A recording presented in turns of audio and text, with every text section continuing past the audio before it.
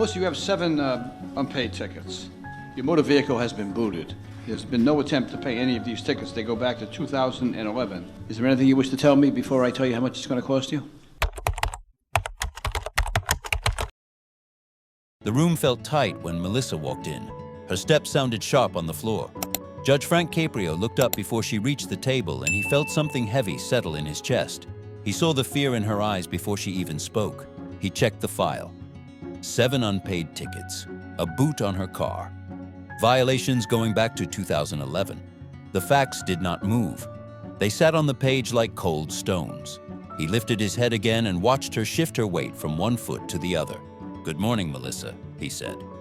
His voice stayed calm, but inside, he pushed his thoughts into order. He needed to understand her.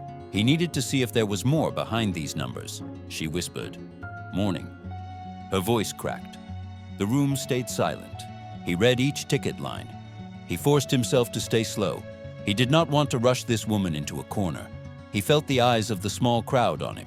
He heard a soft cough somewhere in the benches. He smelled old wood from the walls. The courtroom felt older today.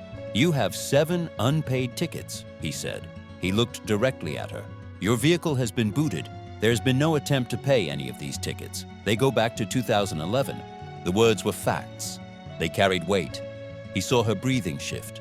Her hands moved to the edge of her coat. He leaned forward. "Is there anything you want to tell me before I explain the total amount?" He watched her face carefully. He waited for her truth. He waited for something human. She opened her mouth, closed it, then tried again. Her voice shook. "I didn't have the money." A pause. "I forgot the tickets." Another pause. "I left them in the glove compartment." She swallowed hard. All of it is true. Her honesty hit him harder than the actual words. He felt a sting behind his ribs. He watched her struggle to keep her voice steady. She looked like someone who had been hiding from her own life for years. "I work near State Street," she said. Her eyes darted to him, then down. "There was no parking. We had to choose between risking a ticket or losing hours of pay." He let the silence sit.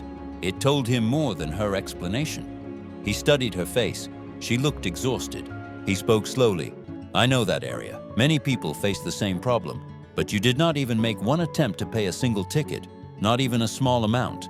The words pressed into her. Her shoulders dropped. She did not argue. She simply nodded as if this truth had followed her for years and she had finally stopped running from it. He read the numbers again. He felt the math land on him with its own cold weight. "There is a mandatory boot fee of $100, he said. "The remaining tickets total $255. She blinked hard. Her jaw trembled. She looked like someone trying not to fall apart in public.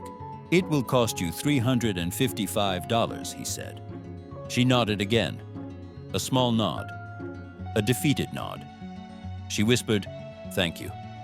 The words sounded like a person apologizing for existing. Judge Caprio watched her turn to leave.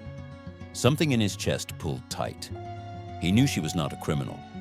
She was a person drowning in small debts that had grown into a threat. Her steps were slow. Her hands stayed at her sides. The courtroom doors felt far away. He sat back in his chair.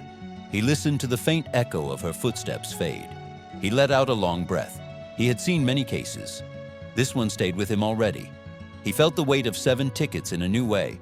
They were not just fines. They were a story of pressure, fear, and survival. He closed the file, but the story did not close with it.